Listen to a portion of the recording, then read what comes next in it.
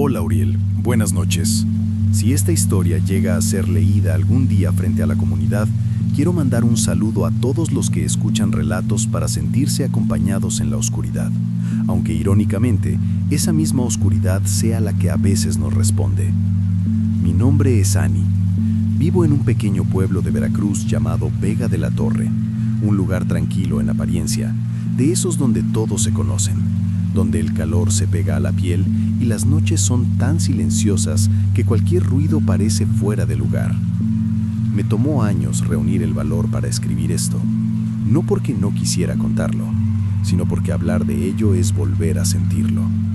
Durante días escuché el podcast mientras hacía tarea, mientras intentaba concentrarme en cosas normales, viendo cómo otras personas se atrevían a contar experiencias que no deberían existir. Historias que rompen la lógica, historias que dejan una sensación rara en el pecho. Y entonces lo entendí. Yo también he vivido con algo que no tiene explicación. Desde que era una niña, tenía alrededor de 5 años cuando ocurrió la primera. Hola Uriel, buenas noches.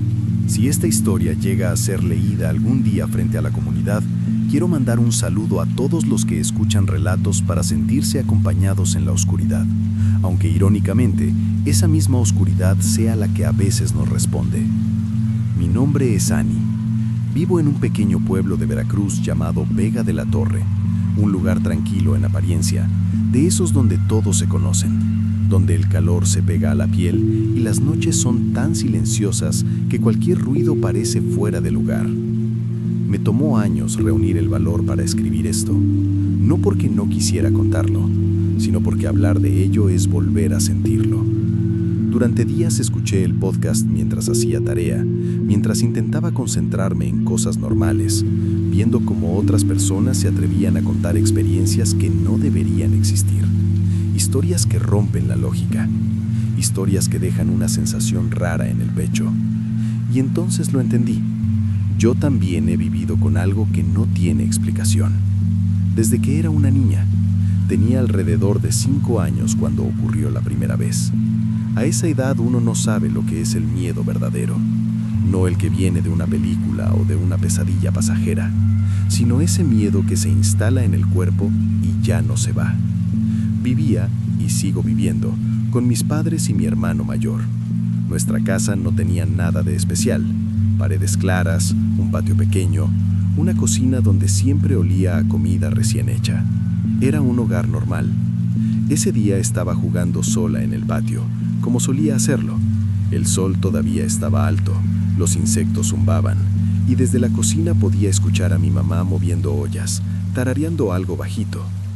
Todo era normal, hasta que dejó de serlo. Sin razón aparente, sentí algo muy claro, muy definido. No estaba sola. No fue una idea, no fue imaginación, fue una certeza. Levanté la mirada y la vi. Era una mujer alta, demasiado alta para estar ahí. Su cabello era largo, oscuro, pegado al cuerpo como si estuviera mojado. Su piel tenía un tono verdoso, enfermizo, como de algo que no recibe luz. La ropa, Dios, la ropa parecía empapada, pesada, como si hubiera salido de debajo del agua. No pude ver su rostro con claridad, y creo que eso fue lo peor, porque cuando uno no puede ver una cara, la mente empieza a llenarla con cosas mucho peores. Sentí que el aire se me atoraba en la garganta. No podía moverme, no podía gritar, hasta que reaccioné. Corrí como nunca había corrido en mi vida hacia la cocina, llorando, gritando, pidiéndole a mi mamá su rosario. No sabía por qué, solo sabía que eso era lo que se usaba cuando había miedo, cuando algo estaba mal. Mi mamá me abrazó, intentó calmarme, me preguntaba qué había visto. Yo apenas podía hablar. Ella no entendía. ¿Cómo iba a entender? Lo que sí entendí yo, incluso siendo tan pequeña, fue esto. Eso no era normal. La mujer volvió, no una, ni 2, 3 veces más. Siempre a distancia, siempre observando, nunca acercándose del todo, como si me estuviera esperando. Mis padres empezaron a notar que yo no era la misma. Me ponía nerviosa sin razón. Lloraba por las noches, me negaba a estar sola. Fue entonces cuando decidieron bendecir la casa. Después de eso, todo pareció calmarse. Por un tiempo. Hay algo importante que debo mencionar. En ese entonces teníamos una vecina. Nunca hablamos con ella, nunca cruzamos palabra, pero en el pueblo se decía que practicaba brujería. El lado de la casa que colindaba con la suya siempre se sentía distinto, más frío, más pesado, como si el aire no circulara igual. Nadie lo decía en voz alta, pero todos lo sentíamos. Con el paso de los años crecí y las manifestaciones se fueron, o eso creí. Cuando volvieron, ya no eran tan visibles, pero eran más constantes. Mi mamá empezó a sentir cosas, respiraciones cerca del cuello, la sensación de alguien parado justo detrás, ruido sin explicación. Intentó ocultármelo para no asustarme, pero en una casa donde algo se mueve, se siente, se escucha, todo termina alcanzándote. Mi antiguo cuarto fue el siguiente. Por las noches se escuchaba un llanto, bajo, desesperado, muy cerca de la ventana, tan real que me hacía temblar. No era un ruido lejano, era como si alguien estuviera ahí, afuera, o peor, dentro. No lo soporté mucho tiempo. Ese cuarto dejó de ser mío. La casa fue bendecida otra vez, y otra, y otra. La calma siempre regresaba, pero nunca duraba. Después de dejar aquel cuarto, pensé, ingenuamente, que había tomado una decisión correcta, que alejándome del lugar donde se escuchaba el llanto, donde el aire se sentía denso y extraño, también me alejaba de eso. Me equivoqué, porque hay presencias que no se quedan en una habitación, hay cosas que aprenden. Los años pasaron, y aunque ya no veía figuras tan claras como aquella mujer del vestido empapado, la casa nunca volvió a sentirse completamente vacía. Era como vivir con alguien más, alguien silencioso, paciente, que sabía esperar. Mi mamá fue la siguiente en verse afectada. Al principio eran cosas pequeñas, sensaciones que ella misma intentaba justificar. Ha de ser el cansancio, es el estrés. Pero yo la veía cómo se quedaba quieta de repente, cómo se tocaba el cuello, cómo respiraba hondo como si algo acabara de rozarla. Una noche me confesó en voz baja que sentía respiraciones muy cerca, tan cerca que podía sentir el aire caliente en la piel. A veces, cuando estaba sola, tenía la certeza absoluta de que alguien estaba parado justo detrás de ella, aunque al voltear no hubiera nadie. Los ruidos comenzaron después. Pasos, golpes suaves, cosas moviéndose sin explicación. Mi papá también empezó a experimentar cosas. No hablaba mucho del tema, pero una madrugada lo escuché levantarse de la cama sobresaltado. Dijo que había sentido claramente como alguien se sentaba a su lado, hundiendo el colchón. Con el tiempo, algo cambió en todos nosotros. No fue que desapareciera el miedo, fue que aprendimos a convivir con él. Y eso, ahora lo sé, es mucho peor. Recuerdo perfectamente una noche. Serían alrededor de las 2 de la mañana. Estaba sola en casa, con los audífonos puestos, escuchando música a un volumen alto. De esos momentos en los que uno se encierra en su propio mundo para no pensar demasiado. Y entonces pasó. Sentí que alguien me habló. No escuché palabras claras. No fue un sonido normal. Fue esa sensación extraña, imposible de explicar, como cuando alguien pronuncia tu nombre muy cerca del oído, pero sin voz. ¿Alguna vez les ha pasado algo así? Sentir que alguien les habla incluso cuando el sonido debería bloquearlo todo. Me quité un audífono y fue entonces cuando la vi. Una figura estaba subiendo las escaleras, lenta, pesada. No corría, no hacía ruido apresurado. Subía como si supiera que no tenía prisa. La observé paralizada mientras entraba al cuarto de mis papás. Y aunque la luz era poca, reconocí algo que me heló la sangre. Llevaba un vestido empapado. El mismo. Esa noche no dormí. Con el tiempo, incluso eso dejó de sorprendernos tanto como debería. Esa es la parte más triste de todo esto, normalizar lo imposible. Mi papá seguía sintiendo roces, presencias, ruidos. A veces despertaba diciendo que alguien se había sentado en la cama. Otras veces sentía pasos alrededor. Nunca vimos marcas, nunca vimos daños, solo la certeza constante de que no estábamos solos. Hace poco, adopté un gatito abandonado. Le puse Calcifer. Desde que llegó, algo cambió. No en la casa, sino en mí. Me sentía más tranquila, más segura, como si su simple presencia creara una especie de barrera invisible. Calcifer siempre estaba atento. Observaba rincones donde no había nada. Seguía cosas con la mirada, pero a su lado, el miedo bajaba un poco. Hasta que ocurrió lo más fuerte. Fue hace aproximadamente un mes. Esa noche estaba en mi antiguo cuarto, el que había dejado atrás, haciendo tarea. Calcifer estaba a mi lado, inusualmente inquieto. No se despegaba de mí. Entonces sentí esa sensación tan clara, tan conocida. Alguien estaba parado en la puerta. No lo vi, pero lo supe. Decidí salir. Antes de llegar al baño, pasé por una pequeña sala donde tenemos una repisa con una Biblia, imágenes de santos y una veladora que siempre está encendida. Siempre. Entré al baño dejando la puerta abierta. Calcifer se quedó cerca. Y ahí ocurrió. La vela se apagó. No fue el aire, no fue casualidad. Escuché cómo alguien la apagaba. Al voltear hacia la oscuridad, sentí un golpe seco en la cara. Las flores de la repisa salieron volando como si alguien las hubiera lanzado directamente contra mí. Calcifer chilló, erizándose, listo para atacar algo que yo no podía ver. Yo no supe qué hacer. Sentí náuseas, mareo, un miedo tan intenso que me dobló el cuerpo. Corrí con mi mamá. Vomité del impacto. Desde ese día rezo todas las noches. Intento no pensar demasiado en ello, porque hemos aprendido algo muy claro. Mientras más atención le damos, más presente se vuelve. Evito salir de mi cuarto por la noche. Incluso durante el día, la casa se siente diferente. Y lo peor es que ya no estoy segura de que esto se quede aquí. A veces, incluso fuera de casa, siento que algo me acompaña, como si nunca se hubiera ido, como si solo hubiera estado esperando. Después de aquella noche con la veladora, algo cambió de manera definitiva. No fue un aumento inmediato de manifestaciones.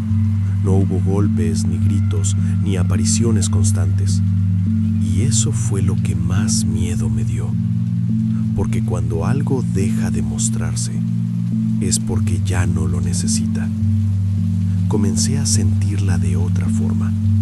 Ya no como una presencia ajena dentro de la casa, sino como algo integrado a ella. Como si hubiera aprendido cada rincón, cada sonido, cada rutina. Al caminar por los pasillos, tenía la impresión de que el aire estaba más denso, como si costara trabajo avanzar. En ocasiones, al pasar frente a una puerta, sentía una presión en el pecho, una incomodidad tan intensa que tenía que detenerme unos segundos antes de seguir. Calcifer ya no jugaba. Pasaba largos periodos sentado, mirando hacia espacios vacíos, con las orejas hacia atrás y el cuerpo rígido. A veces seguía algo con la mirada, moviendo lentamente la cabeza, como si alguien caminara frente a él.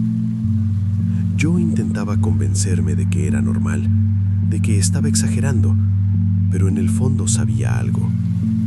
No estaba imaginando nada. Una noche desperté sin razón aparente. No escuché ruidos, no tuve pesadillas. Simplemente abrí los ojos. La habitación estaba completamente a oscuras, pero podía sentirlo.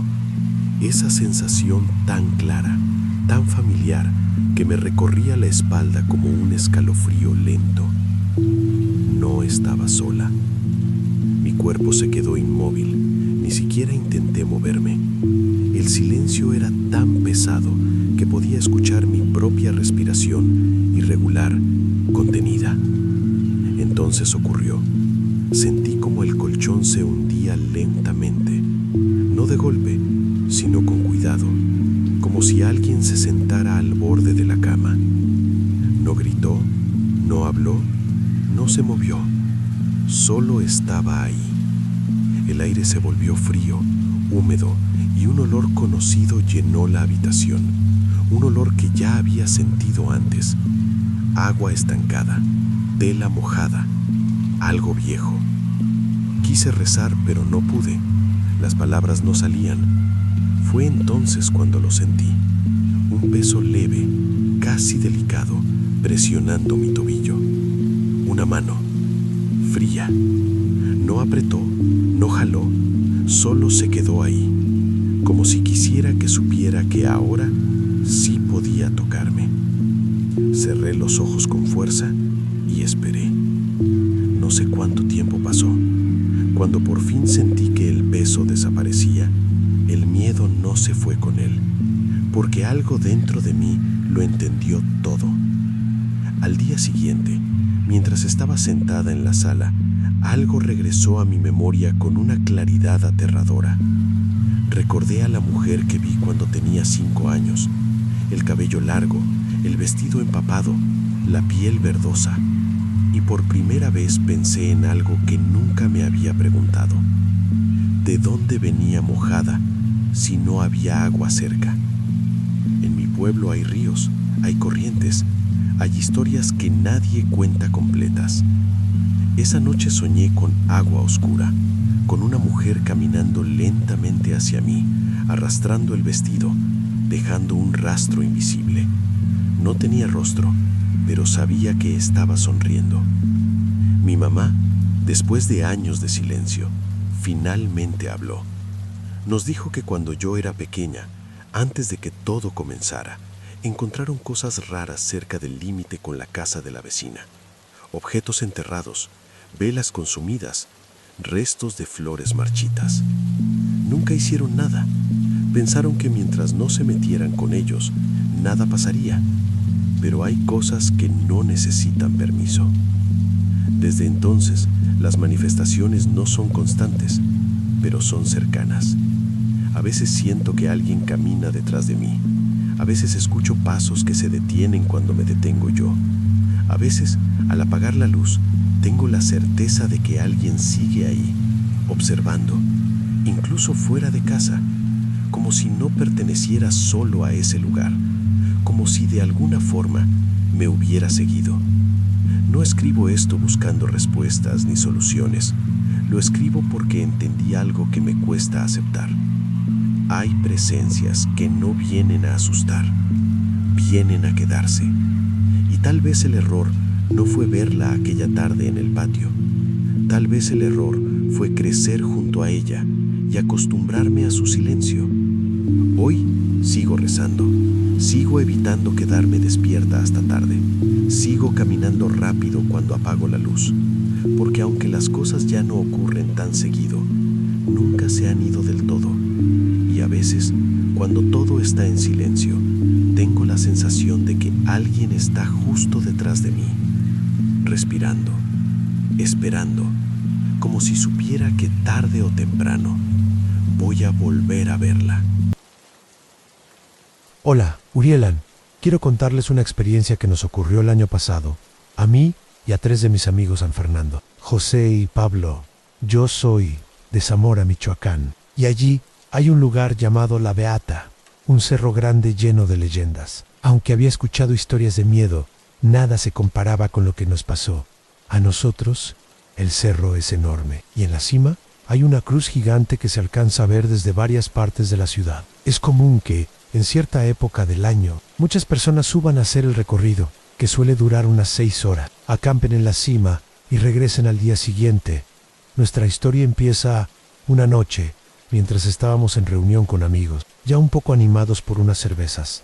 Hablábamos sobre viajes que deberíamos hacer juntos, esos planes que casi siempre quedan en palabras y nunca se concretan. De repente, Fernando dijo: ya sé, ¿y si subimos a la Beata? Conozco un camino alternativo que nos tomaría menos tiempo. Lo he hecho varias veces con mi papá y todavía No es temporada de que suba mucha gente. Probablemente estaremos solos. Todos aceptamos, pensando que, como siempre, esto también se quedaría en palabras. Una semana después, Fernando nos preguntó por nuestro grupo de WhatsApp cuándo íbamos a hacerlo. En realidad, creo que nadie quería ir, pero ninguno quiso quedar mal, así que todos dijimos que sí. Quedamos en ir un fin de semana en el día acordado. Nos reunimos en casa de Fernando a las 5 de la mañana. Llevábamos mochilas llenas de comida y agua, preparados para pasar la noche allá arriba. Empezamos a subir y tras unas 3 horas de caminata, José dijo: esperen, apaguen la bocina. Creo que escuché algo raro. La apaguemos suave.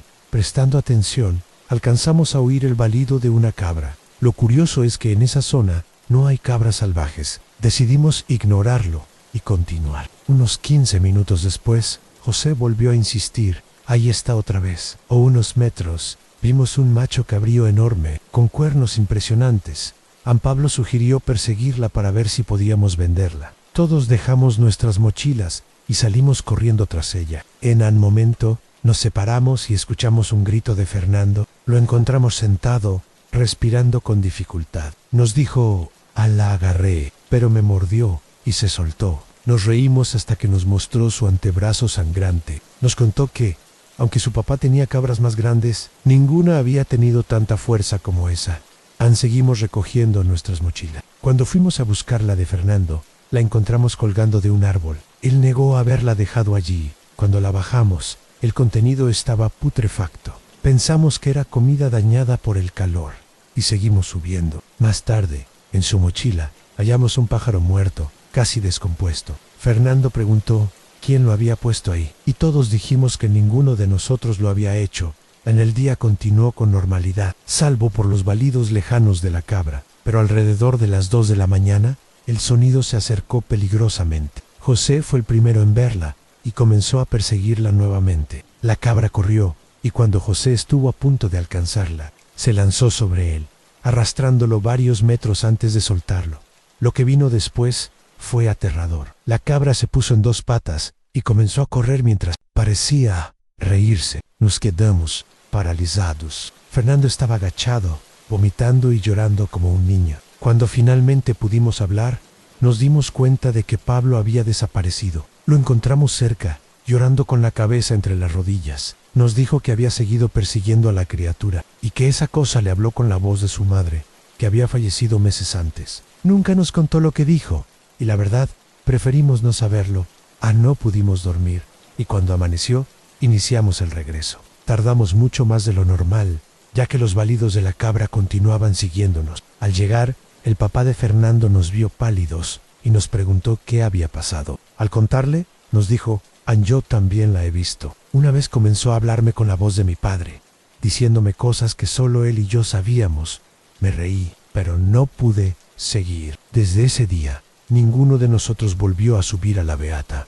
Esa experiencia fue la más aterradora de nuestras vidas. Aún así, queríamos compartirla con ustedes, la comunidad de Zamora y Michoacán, para saber si alguien más ha vivido algo similar. Los fenómenos extraños a veces existen, aunque no queramos creerlo. Esperamos sus historias, por increíbles que parezcan. La nuestra nos enseñó que los fantasmas del camino pueden ser reales, y que algunas aventuras no deberían repetirse jamás.